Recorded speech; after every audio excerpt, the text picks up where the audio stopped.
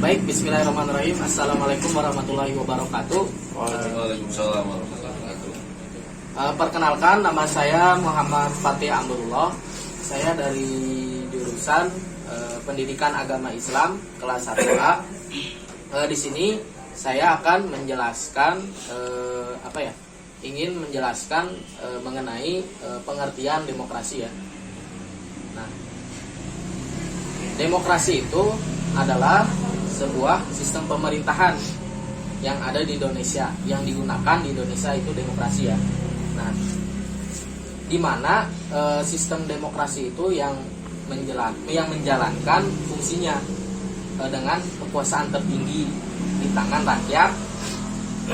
Artinya rakyat itu memiliki andil yang besar dalam kehidupan negaranya.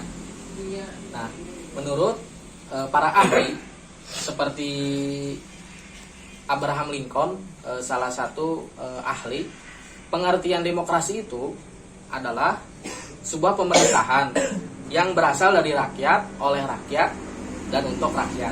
Nah, begitu teman-teman mengenai pengertian dan definisi demokrasi. Nah, barangkali ada tanggapan terkait definisi tersebut. Menurut saya demokrasi secara bahasa adalah dari kata demos yang artinya rakyat dan kratos kekuasaan. Jadi yang disampaikan oleh saudara juga benar tadi. Jadi demokrasi ini adalah sistem pemerintahan yang dimana rakyat adalah seperti yang diutamakan, jadi dari rakyat, oleh rakyat, untuk rakyat. Jadi itu dari saya. Mungkin ada lagi teman-teman yang mau menanggapi pengertian definisi dari yang tadi saya jelasin gitu. Barangkali Pak Tan?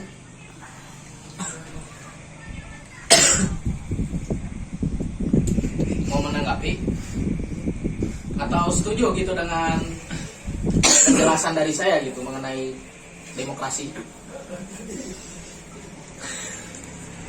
Setuju? Setuju gak? Setuju. Menurut saya setuju. Baik, selanjutnya tadi kan sudah dijelasin ya, demokrasi itu adalah sebuah pemerintahan yang berasal dari rakyat untuk rakyat. Nah, terkait itu, bagaimana sih kondisi demokrasi ini?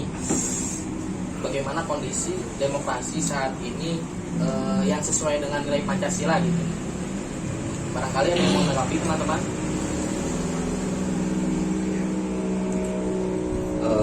Kalau melihat kondisi yang ada saat ini gitu, gimana sih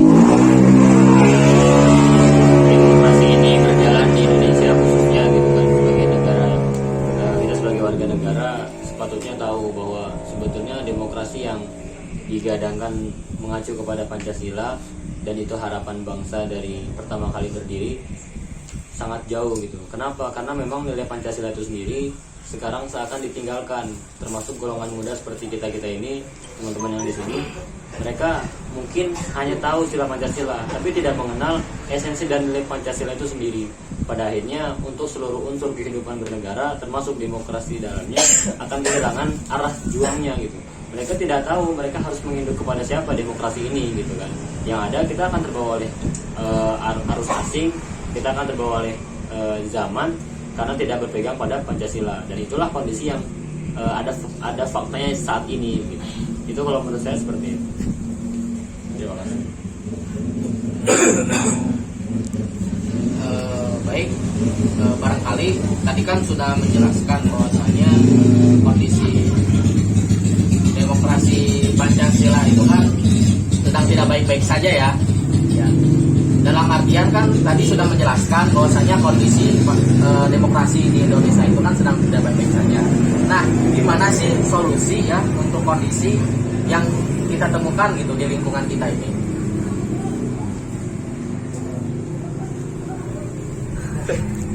Kalau misalnya kita lihat dari permasalahan tadi yang dipaparkan oleh Royan, bahwasanya bahwasanya nilai-nilai Pancasila itu sendiri kan sekarang lagi, kalau kata kita bilang, bisa dibilang demokrasi yang ada di Indonesia, demokrasi Pancasila itu sedang ada di bawah lah. Jadi kita menganut demokrasi Pancasila, tapi nilai-nilai Pancasila yang ada di dalamnya itu malah nggak ada. Contoh misalnya kayak tadi kita mau menyampaikan aspirasi, pasti mentoknya di mana sih? Nggak akan sampai ke pemerintahan kan? Nah, itu adalah salah satu bukti bahwasanya demokrasi Pancasila yang ada di Indonesia ini masih sangat jauh dari kata baik-baik saja gitu ya, bahkan daripada atau lebih tepatnya sedang di bawah sekali gitu. Nah, solusinya gimana? Solusi yang harus dihadirkan itu, kalau menurut saya sendiri mah lebih kepada menghidupkan kembali nilai-nilai Pancasila itu sendiri, baik dari sisi kita sebagai pemuda atau nanti ke tingkat atasnya, bisa di kepala daerah segala macam. Itu harus lebih transparan dalam menerima aspirasi dari masyarakat terutama. Karena sekarang di era sekarang itu aspirasi dari masyarakat itu sangat dibatasi, terutama yang berbau dengan kritik terhadap pemerintah. Nah, itu harus ditekankan kembali bahwasanya demokrasi Pancasila itu, hal-hal yang seperti itu harus benar-benar diangkat dari masyarakat untuk masyarakat gitu kan. Jadi solusinya harus tetap menghidupkan kembali nilai-nilai Pancasila yang sudah lama hilang.